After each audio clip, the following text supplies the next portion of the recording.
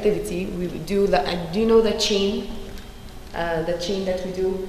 We could put 3 colors on the floor and make a big circle, red, green, blue, red, green, blue, and each one will pick the color that goes with the pattern and so on. Make a whole chain with that. We thought of doing that. How old are they?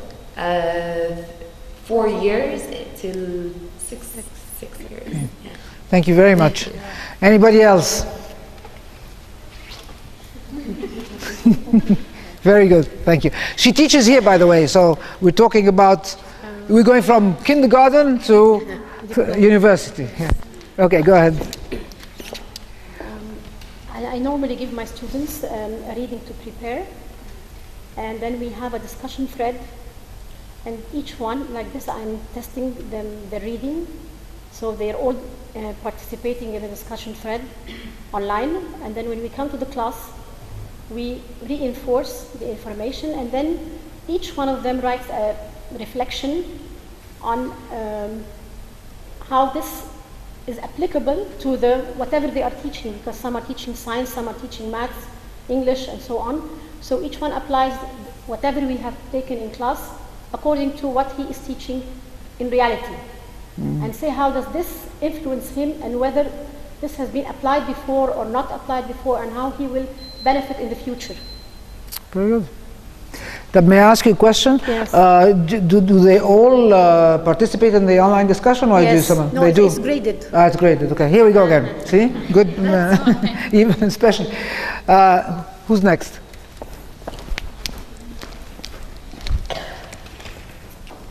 I'm a math teacher for third primary. We are now actually explaining comparing fractions with the same numerator.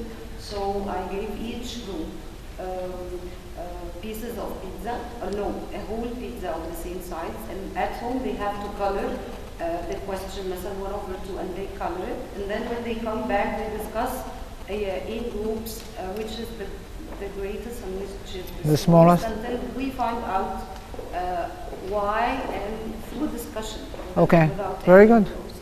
So this, in a way, is a flipped classroom, because she gave them something to do at home, and came back and discussed together as a group what they were doing. I thought about it now. That'd be excellent. Right. Who else? معلش أنا دخلت. Thank you. For example, if I teach it's a reading session, one of the stories called Storm Along. It's about a man with a big body, and he has a lot of problems. He cannot cope with life. So instead of starting reading the story, I can just show them a video or a picture of a huge man, and then I pose a critical thinking question. I can ask them, what problems might face you?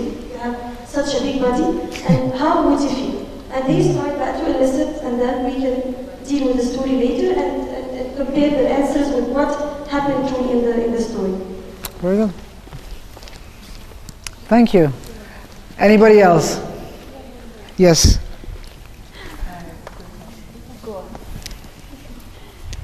Actually, I teach grade 2. You teach what? Grade 2. Yes. Okay. So if I'm having a vocabulary lesson, I just make it in a form of a story. I use the words in the form of a story, entertain the story. And I let the kids, I tell the story, and I let the kids act it. Okay. And when they act it without even telling the meaning, okay, so the story is in their mind, and they recognize the words, okay. So actually, they love this lesson. And when they go home, I'll ask them to make me a song using the same words. Yes, using the same words. So I will just do. So at this time, I will get 2 things. So I'm very shy, actually. Really? We're at home. You don't look like you're shy.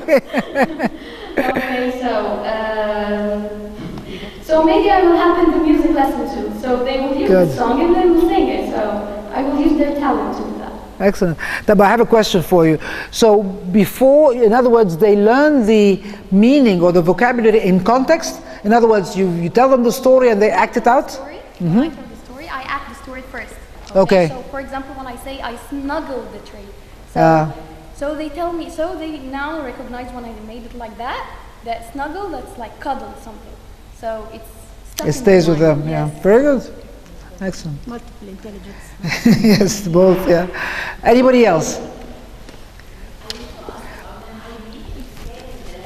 Wait a minute, I'm coming. You believe what? Preparing the lesson. Yes. What about the high school? Mm-hmm. They're not convinced. They don't want to make. How can we teach Okay. them how to be prepared, how to prepare the lesson, how to be interested in preparing the lesson, even when we make brainstorming and we ask them some question? Maybe, يعني, shall we think about putting some grades, or مثلا 1 or 2 grades at the beginning of the session and make it like a sort of assessment or pre-assessment before the explanation of the lesson? How will it go? And I believe that especially high school and university students, they are interested in preparing, and their parents, they are learning and they want to prepare and they want to know everything. But high school, nobody. Yeah, I was just going to tell you, I think grades is the motivator. Unfortunately, it shouldn't be, but unfortunately it is. It is. We can start by giving, and after that, when they get used to preparing the lesson, we can. Yeah. You know, when I started doing these, reading or anything before class, I decided I don't like to be punitive, right? So I told them that if I'm going to give them a quiz, a reading quiz or a whatever quiz, it's going to be a bonus, right? So it's a bonus. If you do it, you get, it'll be a cookie point towards the end. If you don't do it, you're not punished. But khalas. I swear, they would beg me to wait for them because, I told them it's the first 2 minutes of the class. Because it's a short thing. They beg me to wait for them to come back, to come to the thing and come running to the class. And so it works, the grades work. Unfortunately, I also noticed that they're very good at learning for the test. So they read it and they know exactly what is the most important thing, and it's not assimilation. So we stopped doing that and we started doing concept maps for the reading. That really, one day we'll do a workshop for you guys, but the concept maps really forces them to think analytically and to think, to put the main, not only the main ideas, but also a hierarchy of what the ideas are. So I stopped doing the bonus quizzes and we started doing the concept test, and then the concept test was too much and they complained. Anyway, you always have to adapt and change. Anybody else wants to? Yes? Exams? No, they're not exams. No, concept tests, I forgot to tell you. Concept tests are they're not even graded. They are just for the class activity. It's formative. It's much better because they don't feel the stress. They really are, engaged simply. In order not to panic, avoid using tests. Yeah, you just tell them it's actually one word. Tell them it's something, you explain to them what it is. Tell them this has been used in many different, there's been done in the 90s and it works and it's supposed to be fun. Call it whatever you want to call it. But the idea of it's testing the concept. It's not testing any math or any equation. As you see, the thing, it's a very simple thing. It's an illustration. The ice melting. You really need to have to think about what's going on. What is the difference between what you're doing at home and the concept? Yeah, it's a difference. There are two different things. The reading at home was for them to be prepared, or in his case, in his case is that they come in with some idea of what the chapter is about. And so he would say these are the most important concepts. He would go over them, reinforce them with the concept tests, and then go on with so that was a specific approach. So the concept test is really, it has two functions as far as I'm concerned. Number one, for you to get feedback if they really understood the concept. Number two, for them to monitor themselves. And number three, more than anything else, they get engaged. Believe me, they really like to work together and they really like to talk to one another.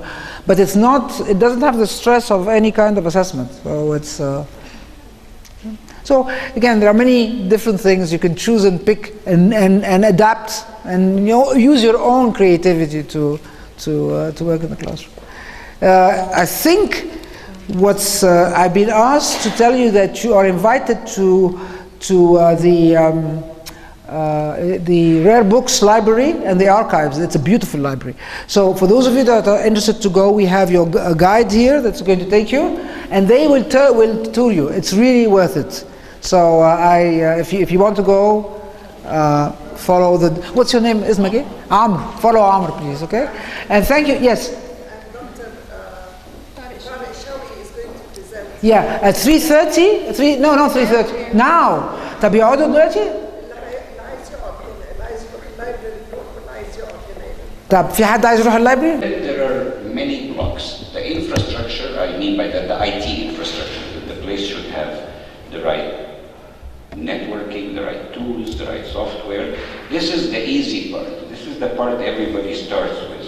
So most ministers tell you that we bought 5,000 computers in schools and they think this is it and they go home. But that doesn't do anything because you also need skills. You need skills for the teachers, for the principals, for the headmasters, for the curriculum designers that they don't really have to use the technology.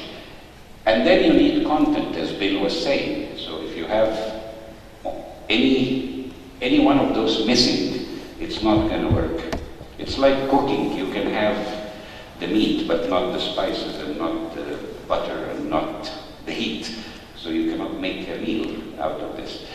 And then you have to have the policy and vision, and then work on the infrastructure, on the skills of everybody involved, build the right content before we even come to think of online versus blended versus distance education. All this comes later when we have all those things together. The purpose of all of this is to produce what I call knowledge workers, people who live in today's societies, which are more knowledge societies rather than agricultural or industrial societies. Today it's all about knowledge economy, so Asia is going forward by investing in that. Look at Singapore, look at Malaysia. They invested in the knowledge, in the education, and in bringing their people up. And they look at the speed by which they were able to catch countries like the US and the Western world. It's very impressive. Now, Mathematica is a huge environment.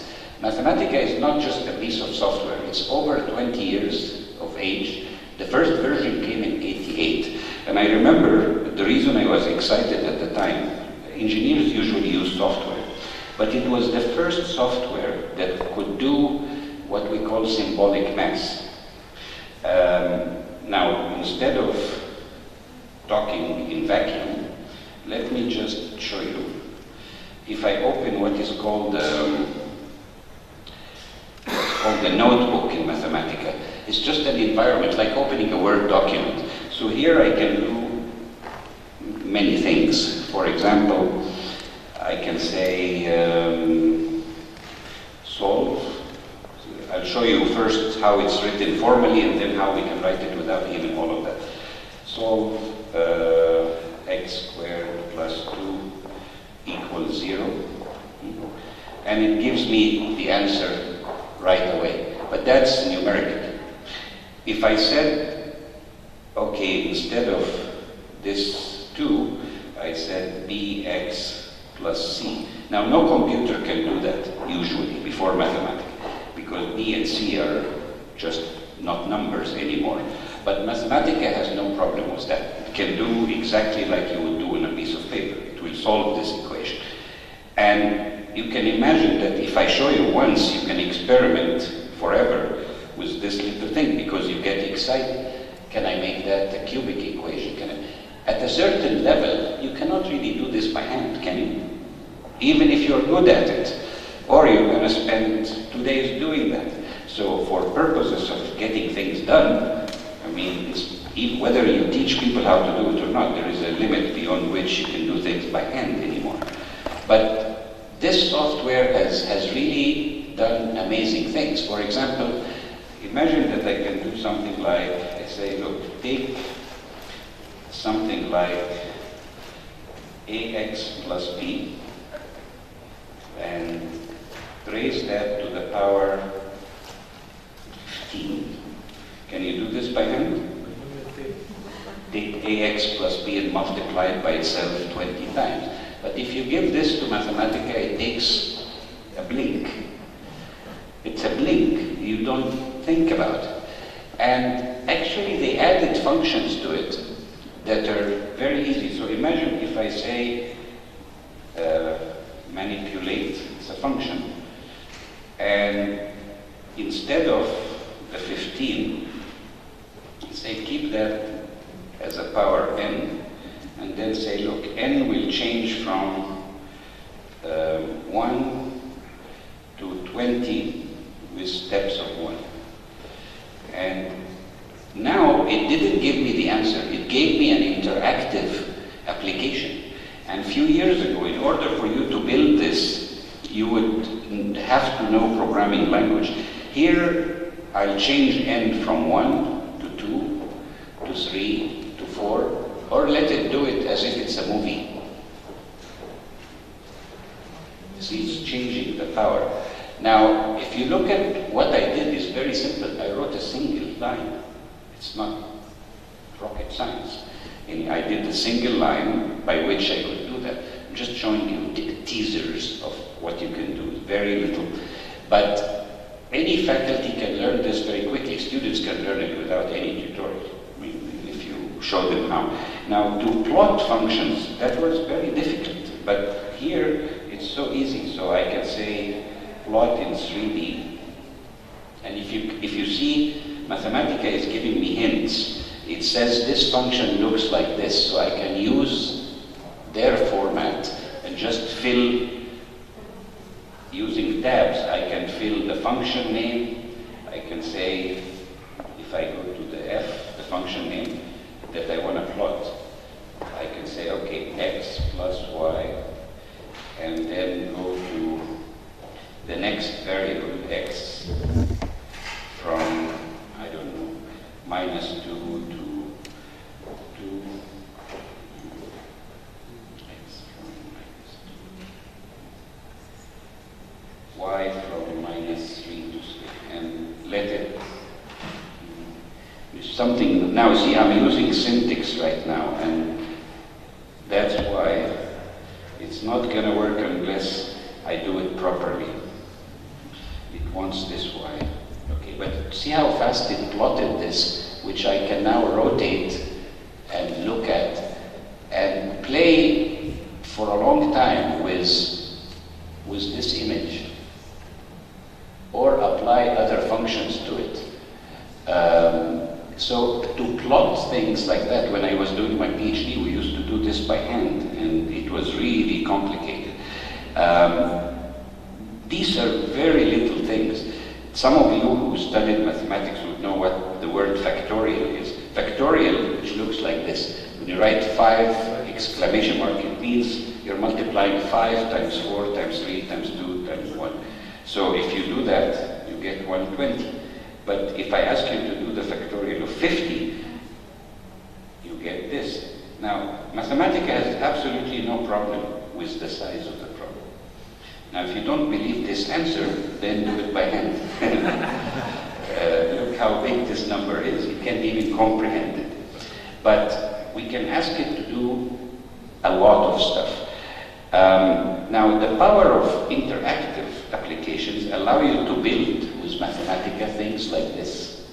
Now, this is the famous, in engineering, this is a famous beam problem. So imagine this red bar like a bridge that has some loads on it, fixed load like the blue arrow, and the little arrows are dynamic load or distributed load. It's a difficult problem in engineering. If you want to know R1 and R2 are the reactions that when you put load, I mean, you have to know when this bridge will break, what material to choose from. Usually students are asked to create the 2 diagrams below, the shear force and the bending moment, which defines the maximum stress. You know where the stress is highest, when this is likely to break, and so on. But imagine that this interface, which is built with only like 10 lines of code, no more, can solve what we do in an entire semester. Because I can change the right and left supports, those by clicking here. So if I click on the model 3, I get a cantilever beam. Number 4, I get 2 fixed ends. Number 2, those are different problems. And every time you do that, I want you to look below. You see that the solution changes. It recalculates the problem. You see, it recalculates the entire problem. If I change the value of the force,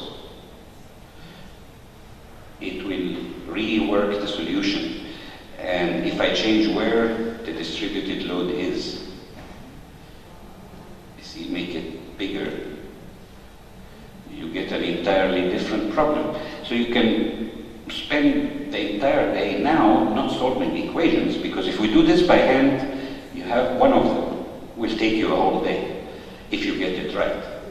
But here you are into a different mindset. You are designing, and you can actually choose the material from which you build the bridge, because every material has a different set of properties.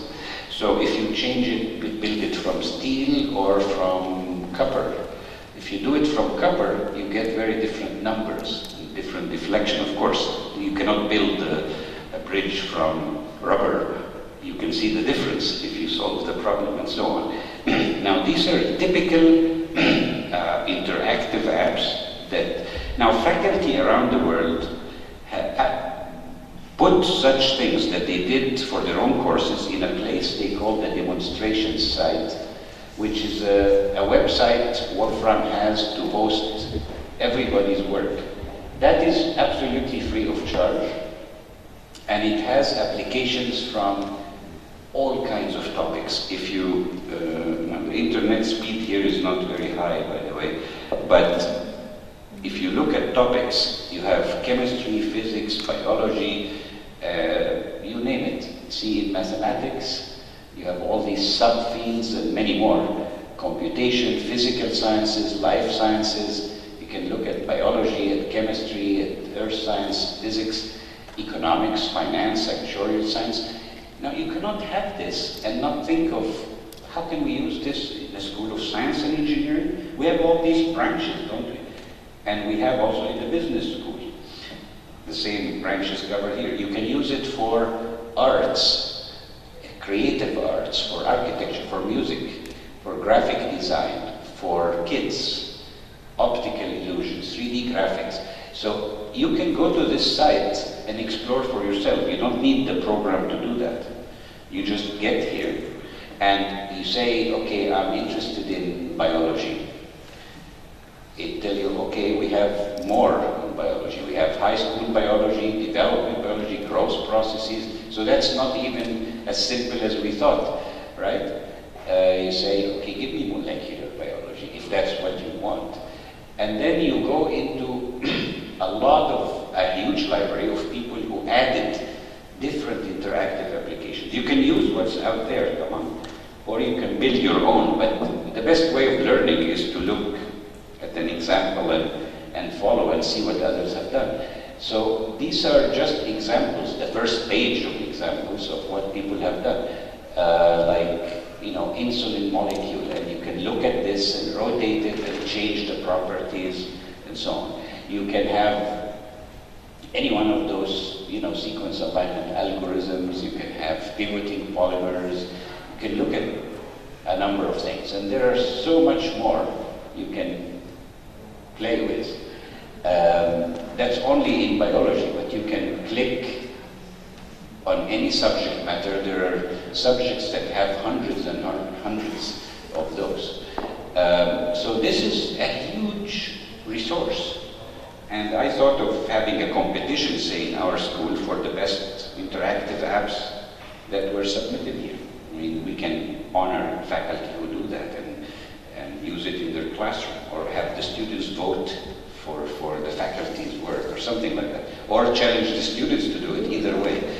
But it's so easy to do. And I remember talking to Conrad Wolfram, because Mathematica was expensive. Mathematica was like 300 British pounds a copy. And I remember while working at UNESCO, I tried to convince them, okay, what if we take it in all schools of science and engineering and put it in the hands of students? Would you change the price? It took us 2 years to negotiate that. But finally, they gave me a price of $5 per copy. This is like يعني 30 جنيه مثلا أو 40 جنيه ليه nothing, right? You charge your phone with more than that. So it cannot be the barrier. But so my intention, for one thing, is to put it in the hands of every student coming in. They keep it for 5 years and in the hands of every faculty. It's not a big deal. I mean, we have 120 full-time faculty, right? with the adjunct faculty, 200. That's, Yeah, but you can have for other faculty, not just your schools. If they have art and music and things. you can have it across the university. I mean, you can have a university license once and for all. But I think that's the first step, especially, and then we can build around it, because there are always champions, faculty and students who will respond. And it's a domino effect, it's infectious. So you get to see one person doing that and you say, why not me? And we can share also, we can share those things. So I'll show you something quickly before you get really tired.